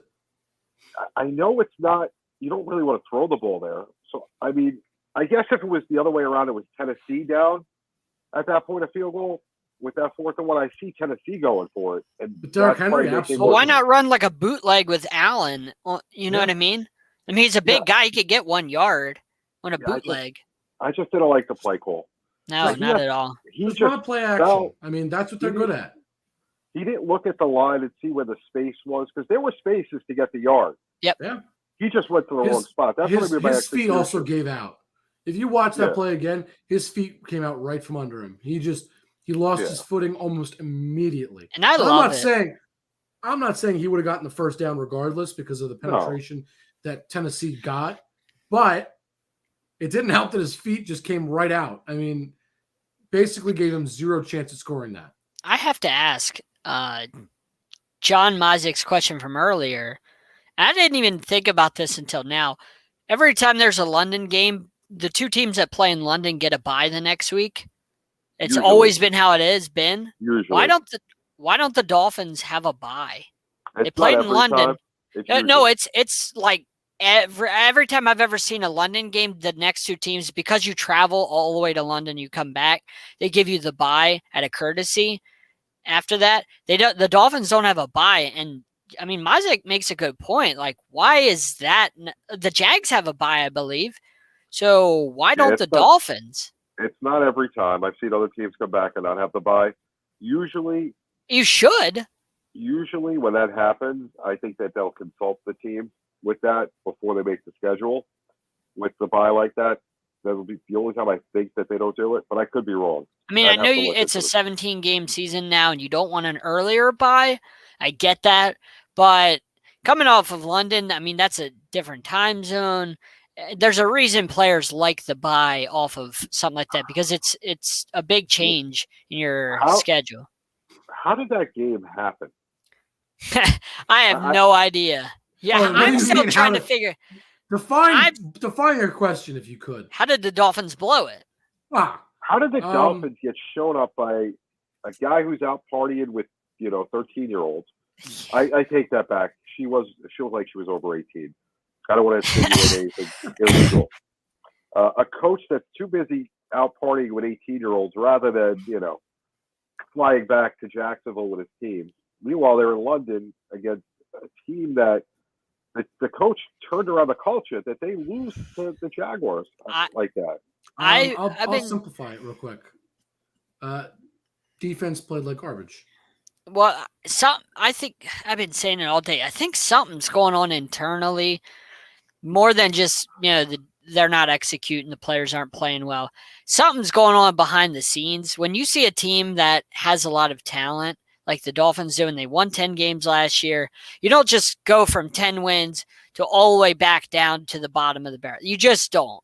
Unless something's wrong, unless you have like devastating injuries, which the Dolphins did have their quarterback hurt. It's tough to win, but that's no excuse. They don't look like the same team. And whenever I see that in the NFL, I have to question, no matter what team it is, I question whether there's something more to them just not executing. That's how I've always been when I look at a team, a shift. You know what I mean? Like they're not responding to the coach. That's what it looks like. They're not responding to whatever it is Brian Flores is saying or coaching, at them, whatever he's doing, whatever they're being fed in the organization. It looks like the guys aren't responding like they did last year. And to me, that's a red flag. I don't know what's going on. I don't have inside information in that regard, but it looks like there's more to it than meets the eye. It definitely does. It's a bad look to lose to a team that's lost 20 in a row. People need to lose their jobs. People need to lose their jobs. At a game in a stadium where they get the worst games in the NFL every year. Yep. And you don't show up. That's really a bad look on the organization and the coaching. And I don't know where you come from that, how you come back from that. And, to get one of the wild card spots, because you're not catching it's the not Bills. happening. It's over for the Dolphins season's over. And it's early in the year to say that. They're not the Giants. No, you're 1-5. The losses to the Bills, excusable. Colts, that one's a hard loss, but it's excusable. The Raiders were playing well when they lost to the Raiders in a tough game, and they lost to the Bucs. So these are excusable losses. You can justify any one of those, but to lose to the Jags when you get Tua back, and Tua played really well, and the line played a lot better than it has been, even though they're blame Tua as much as I'd like to. Right. So he played well. You're right. So you can't blame injuries because every team has injuries. Like that's just the way the NFL works. It's next man up. Something's wrong, and somebody's got to be held accountable for losing to a team that won one game last year, a team that hasn't won since the opener of last season. There's no excuse for that for a team that had playoff and maybe division winning aspirations at the beginning of the season. There's At no least excuse. contention. Yeah. No, yeah, aspirations is what I absolutely. mean. You had hopes in I that give you that. regard, and you look like this. Somebody's got to lose their job over this because it's inexcusable. And just to touch on that point, I was reading a tweet from one of the writers who has been a Dolphins writer for a long time. He's no longer a Dolphins writer. He said there are guys in the organization, scouts and people in the front office that have been in the organization for 20 to 25 years that have been failing at their jobs for 20 to 25 years in the organization, and they still have their jobs. He didn't name names, but he said there's people that are important people working in the organization that have their jobs still after 20 to 25 years, and they've been doing a bad job. That says something. Loyalty is important, but not at what it costs your team. And I trust a writer that has been around the organization for a long time. Of course. Now, I don't know, crazier story in college football. Ed Orgeron or Nick Rolovec? Nick, this Orgeron story is wild. Yeah, I'd have to agree. I mean, pulling up to the gas station, recently divorced over the last year, not knowing it's your boss's wife who's pregnant and hitting on her and saying it doesn't matter. If that's true, all I'm going to say is, wow. And then you got, on the other hand, Nick Rolovec, who doesn't want to get the vaccination and gets fired, which is crazy in itself, but everybody has their own reasons for not wanting to be vaccinated. Yep. John, you're one of them, and I have no issues with it. Yep, everybody has their opinion, so I respect that. I can't say I agree with you, but you do you. We'll disagree and vice versa. Right. But to give up the money and his job not to do it, I wonder right now, thinking about it, which story is crazier? You got Orgeron, who's just a moron because. Well, everybody's talking about this Orgeron story like that's the reason. I mean, he's had two good seasons at LSU, and that's a place that expects winning. And they've had about 2 good years in 6 or 7 years. He's really not. And the only reason he won that national championship is because he had Joe Burrow. He had Justin Jefferson. He had Jamar Chase. Of course you're going to – he had Clyde Edwards-Helaire. Of course you're going to win a national championship with that roster. Yeah. Anybody, one of us could coach that team to a national championship. Put that squad together. You're right. Yeah, absolutely. Exactly. So that was the only year where he had, one of the best teams you're ever going to see in college football. That was the only year where he had an elite team. He had a 10-win falling back down to earth. He had a 10-win season. Other than that, and besides those 2 years, he's been okay. And LSU expects winning. It's not like Nick Saban, and he's he's the easy example. Well, Nick doesn't matter who you put out there, he wins. And I'm not saying every coach has to do that, but what I am saying is when you look at his tenure, he won one time, and the reason he did was not because of his coaching necessarily; it's because of who he was given. Nick Saban, and again, I know Nick Saban is the extreme, if you will, but being arguably the greatest college coach of all time, right? But he is a good example. He's easy to use. That he's proved that he is a great coach. Why? Because he wins with everybody. Yes, he's got some great talent over the years. Of course, he has. I mean, you can't win championships without great talent. That's that would be nuts. But why do you think so many great players come out of Alabama? It's pretty simple. Nick Saban's a great coach. People want to come play for him, and he does a great job, and he wins. Nick Saban owns college football. He goes around telling all the fans, I own them. He sure does. And he is allowed to say that. No, he's not. He is if Nick Saban said to college football, he said, I own college football. Mic drop. I would just applaud that man because the audacity to say something like that, you just got to have respect. I mean, I bet he eats dinner between 5 and 6. That's when champions. That's when champions eat. That's when champions eat dinner. John, he's old. What do you expect? It's not 4 o'clock. 4 o'clock is the early bird special. 5 o'clock and up is acceptable. Wow. I object. You're out of order. If I ever meet Nick Saban, I'm going to ask him what time he eats dinner. If he That's says gonna be between John's 5 and breakthrough 6, question. That's the breakthrough question on John's interview. What time is dinner? I think we need to ask when that is of the all our early guests. bird special? 5 p.m.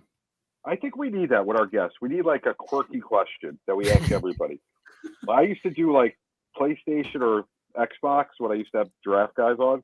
When I used to ask, what we used to ask on our show, on our Perched at the Yard, we would ask all of our guests lasagna or spaghetti. That was our go-to. And they wouldn't expect it because, it'd be a serious interview, and then we'd be talking to like some serious old man reporter, and we'd be like, we got one last question, lasagna or spaghetti, and then he'd get mad. That was fantastic because you don't expect it, John, because you're so serious for 20 minutes. John, the obvious answer to that, by the way, is spaghetti. And if anybody says lasagna, I'm sorry. Thank you. Look, lasagna is great. It is. Spaghetti has more versatility. Yes, it does. And it's better. It tastes much better. No. You guys, wow. And lasagna takes forever to make. Spaghetti is quick. Pasta in general can take a while. Yeah, but spaghetti is quicker, and I don't like John, my lasagna to take an hour. Because I don't think you mean spaghetti. I think you mean pasta, because spaghetti is a type of noodle as opposed to pasta. Spaghetti. No. My spaghetti. Do you mean spaghetti specifically, or do you mean pasta in general? Spaghetti. SpaghettiOs? My spaghetti noodles. Okay, fine. If that's what you mean, that's what I you like mean. my pasta. Because there are plenty of people out there that don't realize spaghetti and pasta are two different things. One is a description of all types of pasta. One is a very specific noodle. So I love my pasta, so I you know. Really can't, and you can't compare spaghetti and lasagna. Yes, you can. They are 1A, 1B. Stop. Lasagna is a specialty pasta. I think you can. Lasagna would be compared to baked ziti, manigot. Got to do the Italian way to do it. Spaghetti owns lasagna. No. Spaghetti is the Aaron Rodgers of. I like that. Of it. Wow. Yep. So incorrect. Put up a poll. That's it. I am not putting up another poll. That's tomorrow's poll. That's tomorrow? We'll do that next week. We'll start next week's show with that. Look, lasagna is the Bears. All right, now this I'm going to disagree with. Whoa, you're out of order, John Mizek. I mean, look, baked ziti is delicious, but lasagna is better. What about a stuffed shell? It depends on what kind of cheese you put in it. Depends on what kind of cheese. Well, there's only really one right answer. There's only one cheese to put in a stuffed shell. Everybody puts different. I like my ricotta. Well, that's the only thing. That's the only one you're supposed to. No, I know, but I've eaten different before. What else has been in a stuffed shell? You need to. John, we need to know this. Who and what did they put? Because breaking news. Now, I'm just saying, I've eaten. People have made stuffed shells before with other stuff in it. Please tell me. And I just eat what I'm given when I go over to guest house. Please tell me it wasn't. No, guest. When you go over to a house as a guest, you don't ask. You just eat what you're given. John, I'm going to tell you something right now. We need to know. Hold on. I'll tell you this now. I'm telling you this as not just your co-host. I'm telling you this as your friend. If you go to somebody's house and they serve you stuffed shells and they put anything other than ricotta in your stuffed shells, you eat the dinner, you be polite, you walk out, and before you leave, before you close the door, you say thank you for a lovely evening. I will never speak to you again because you are a disgrace to anybody that knows anything about stuffed shells, and then politely close the door and walk away. You need to be a polite. I'm still waiting to hear what was in there. Gentlemanly person. A gentleman doesn't tell. But you need to be honest and tell them you are wrong. You are a disgrace for doing so, and leave them forever. Look, I'm scared. You know it's an underrated pasta. Angel hair pasta is really good. You know Love me a good angel hair. One of my favorites. I just started eating that over the last 2 weeks. Oh my God! What have I been missing all my life? It's one of the best things I've ever. I love it. It's spaghetti, but it's better. It's addicting. That's not a knock on spaghetti, but I love how it's just, to me, it's like the perfect pasta. In terms of a longer noodle, it's the perfect one. Listen, and it's a really nice snack too. If you just want a quick bowl, spaghetti. It's not too hearty. Doesn't feel like a dinner. You could just eat a quick bowl as a snack. What's wrong with you? Who eats spaghetti as a snack? Well, I like spaghetti, my pasta. But angel hair pasta. Oh my God! Oh, it's amazing. So good. Melts in your mouth. I could eat a whole box by myself. Just sit there and eat a whole box. I'm not going to disagree. I love it. And- It's great. I gotta ask, a poached egg in your what? That sounds wrong. That sounds awful. To me, that sounds gross. Is this a New Jersey thing I don't know right, about? all right, This is watch like you yourself. can't pump your own gas. Watch yourself. Jeez. I've never Watch heard of yourself. a poached egg. It sounds kind of intriguing. I'm Hold on, guessing you've never- that John hold on, Mizek John, boils John, his John, hot dogs in water. Time out. You've never heard of a poached egg, period, or a poached egg on that No. dish? In that dish. Okay. That dish. Because I could have sworn I heard you just say, I've never heard of a poached egg, and I thought No, you meant in pasta. general. And I was It's like, pasta. JB, do you live under a rock? Because I'm not expecting you to have eaten them often. Wow. I know they're not the most popular. I understand. But if you've never even heard of it, we were going to have a very That'd be serious scary. problem. But we're That good. just- We're good. scary. I think We're John Mizek is a guy that boils his hot dogs. I really do. He seems like a guy that likes boiled hot dogs, and it's wrong. It Who is a wants to boil a hot travesty to dog? boil There's hot nothing dogs. wrong with that. Absolutely. It's Now, hold on. disgusting. If it is the winter time, you don't have a choice. It is acceptable. If you But if have you're the a choice, hobo, hold on. sure. If you have the choice to grill it, You could stand then outside. I and think be you need to cold for a grill it. couple But minutes. if it's the winter, why? I'm not gonna go out in the winter and grill a hot dog. Take you 5 minutes to grill a hot Put it dog. put it in a pan. Put your hot dog in Hot a dogs pan are and gross. fry it up, Ew. What? or put it in the microwave. Oh, Whoa. God. Whoa, Out of whoa, order. whoa. God. Out of order. Hold on. I'm gonna ask a question about hot dogs. Yes. Do you eat them? And I'm not saying all the time. Do you Most eat them? in the No, microwave. no. Listen, I'm not saying do you do this all the time, but every now and again, do you eat them raw? Oh gosh, no. Oh, disgusting. Never, Ew. never will I ever. No. What is wrong with you? What's wrong with you? Do you guys like salami? No, Yeah. actually, I don't. Oh, well, then that's It's why you one of the wouldn't eat- few lunch meats I actually don't that like. defeats the purpose of my point because that's exactly what it is. I'm not you a know big hot salami. dogs can be eaten raw because it is literally the equivalent, almost identically, to that. To Jake, I'm salami. sending you some. If you could I'm really share it. glad John Mizek sent that to JB, the poached egg pasta, and not me. I'm happy So, about that because I don't I need just that sent it- negativity. I just sent it to Jake. If Jake could share it so everyone Yeah, out I there just can wanna- see. I'm pulling it up on the phone real quick, but yeah, give me a sec because I'm afraid to look at this. I'm scared. It doesn't look bad. It's just different. Does it look like athlete's foot? It's just different. I Boom! mean, Tough acting to acting. I John mean, Madden. It's I mean- curious looking. I mean, do I want my food to be curious looking? No. No, that looks wrong. Sometimes you have to elevate your game when you go out to eat. Yeah, but You're that not- looks here's- like Here's One of the what I'm gonna alien- say. That's the thing. one of the alien creatures, like in Alien versus Predator, lopped down on your spaghetti and just Have you hung ever out put there. Have you ever put an egg on a burger? I Yes. I don't Oh, care Oh, for so it. good.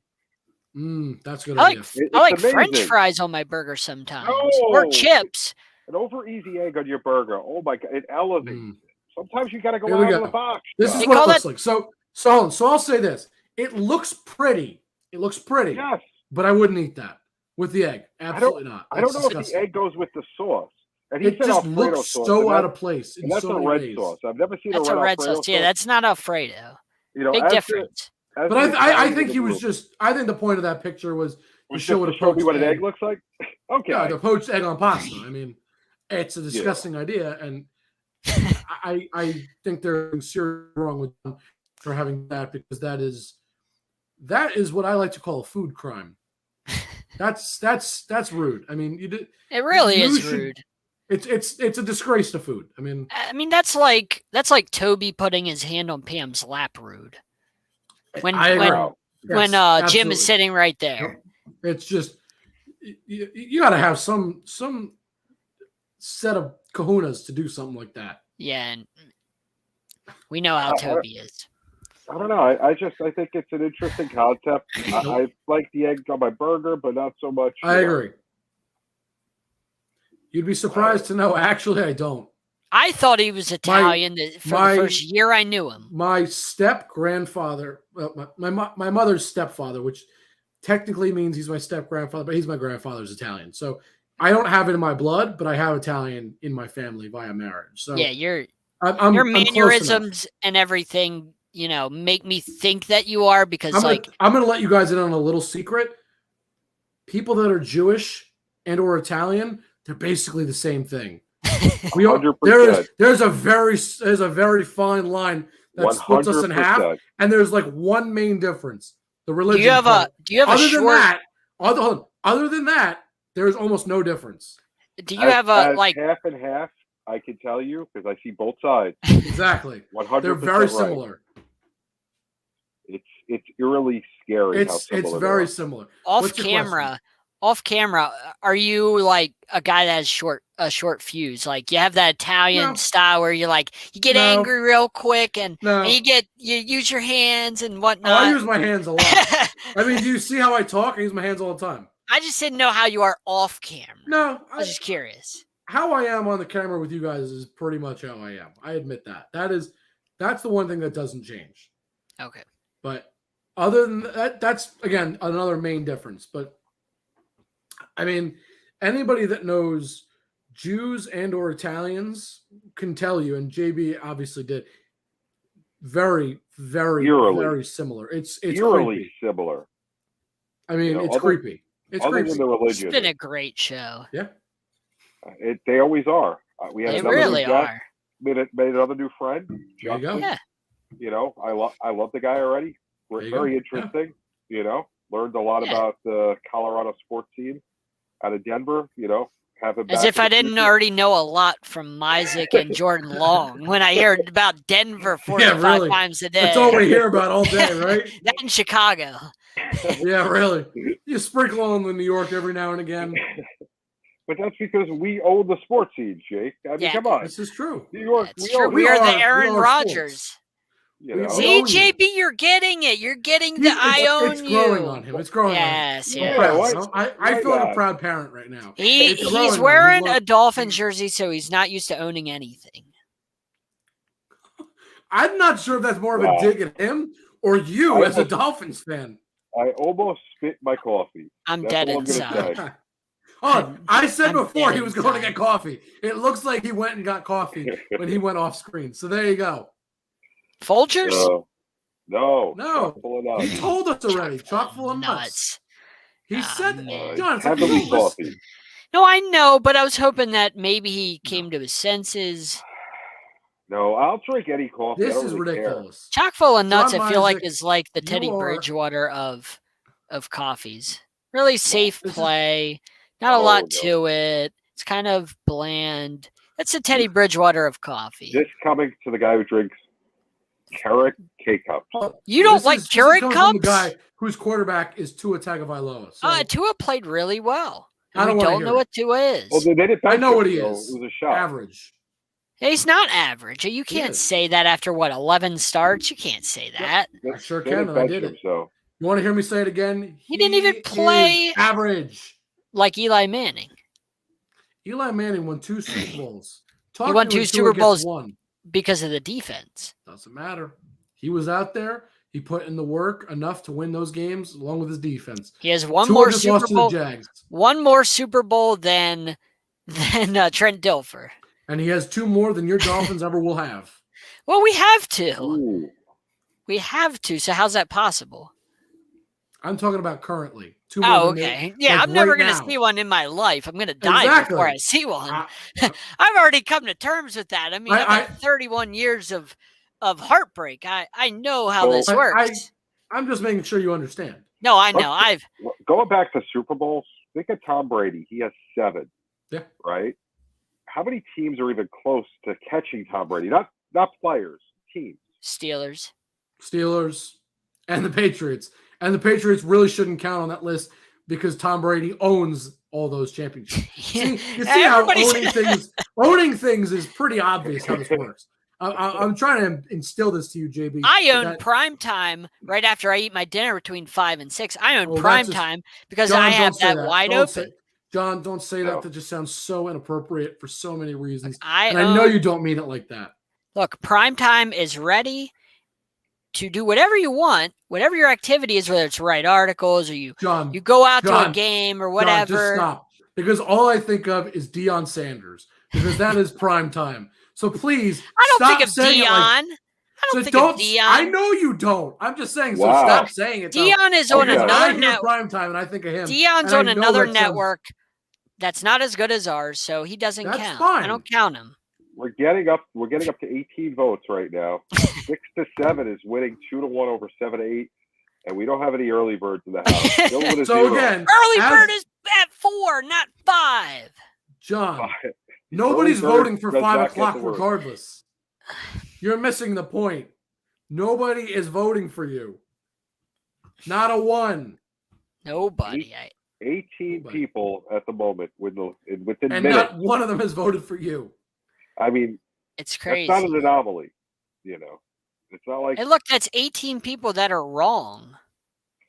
Or maybe you're just What can wrong. I say?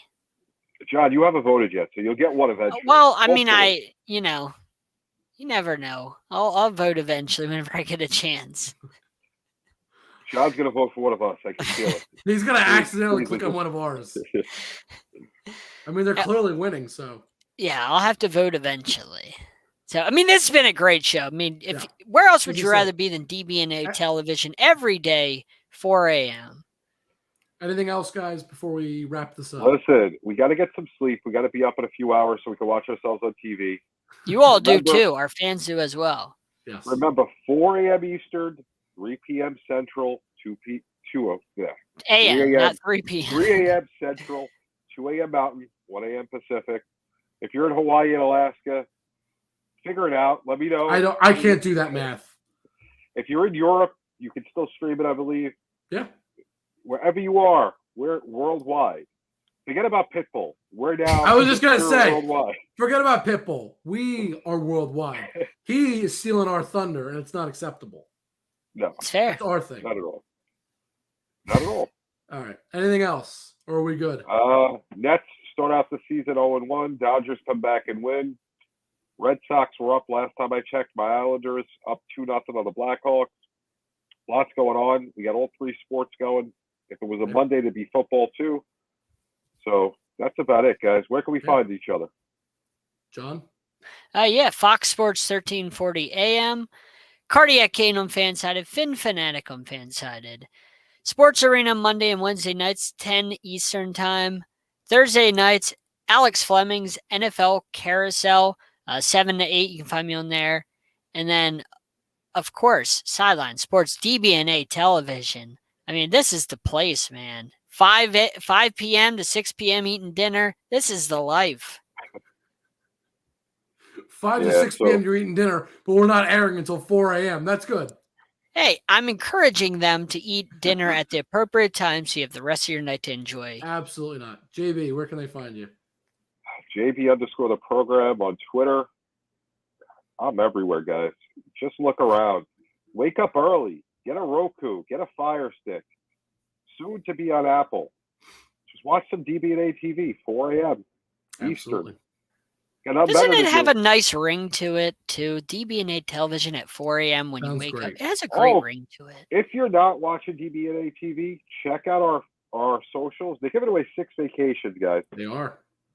Get a vacation on DBNA TV. Get a DBNA DBNA vacation and then watch us while you're on vacation for Ooh, the that's a good ultimate point. experience.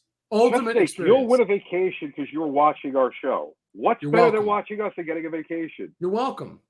You're welcome. Hello, go away. A free watch- vacation. It doesn't cost you anything. Free Watch our show vacation. on vacation. So yeah, Absolutely. DBNA TV, the program on the Believe Network, Alex Fleming's NFL Carousel, producing the NBA Carousel Mondays at 8. Got another show coming out that I'm working on with that gold. I'm all over, guys. But the most important place, 4 a.m. DBNA TV, and live every Tuesday, 8:30. Jake? You guys can find me on Twitter at Jake_Malik. Facebook, Twitter, Instagram, all that. Just look me up. Otherwise, you just look up my name. Most importantly, you find me here on Sideline Sports and DBNA Television. And most importantly, you can find Sideline Sports besides just DBNA Television. Can I finish? Or is this too important to mention, John? I didn't do it. That was JB. Well, That the was grin on me. your face said it all. All right. You guys can find Sideline Sports, Instagram, Twitter, at Sideline Sport 1, as you see scrolling across the bottom. YouTube and Facebook, you just look up Sideline Sports. And you guys can find us DBNA Television, Spotify, Apple Podcasts, Google Podcasts, TikTok. Just look us up. You'll find us somewhere. And yes, JB, I know. I lost. All right? I accept it. You know what? Stephon Diggs had one of his best game all season in week 6, and I lost. It happens. Yeah, I beat Jake by 6 points in your other league. Sick A lot of losing league, going so on I'm this week happy. by Jake. I haven't lost, so that's it. All right. Anything else? Or are we good to go? Are we good to go? Are we done? I think he forgot that he's only in 3 leagues. No, I'm in 4. I'm in another league. But without us cheating. He's cheating on us. He's cheating on us. Yeah, it is. He's cheating on us. All right. Well, if you're watching us on DBNA television, I'd advise you go to sleep. Get some rest. That's just my advice. You're going to need it for the vacation that you're going to win. Exactly. Other than that, everybody, thank you, and we'll see you next time.